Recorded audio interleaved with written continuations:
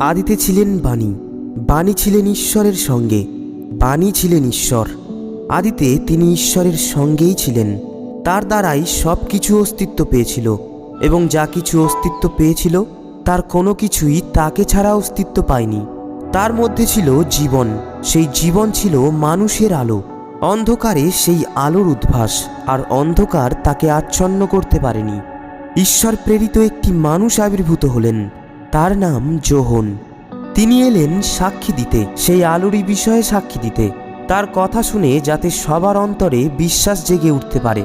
তিনি নিজে সেই আলো ছিলেন না, কিন্তু সেই আলোর বিষয়ে সাক্ষী দিতেই এসেছিলেন।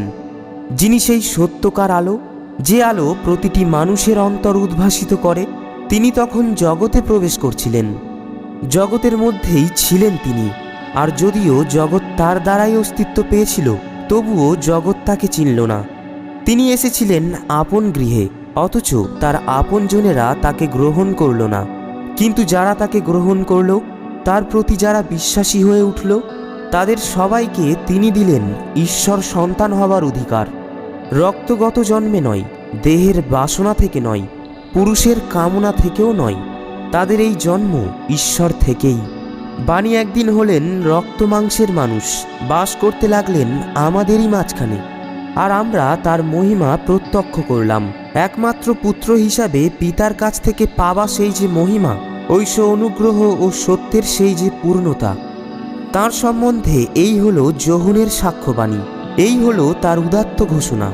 এরই বিষয়ে বলেছিলাম, যিনি আমার পরে আসছেন তিনি আমার অগ্রগণ্য, কারণ তিনি আমার আগেও ছিলেন। সত্যিই তো আমরা সকলে তার সেই পূর্ণতা থেকে লাভবান হয়েছি, লাভ করেছি অনুগ্রহ আর অনুগ্রহ।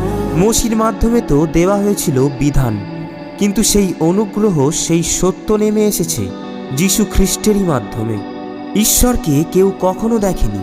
পিতার হৃদয়ের কাছেই যার আপন স্থান, নিজে ঈশ্বর যিনি, সেই একমাত্র পুত্রই তাকে প্রকাশ করেছেন।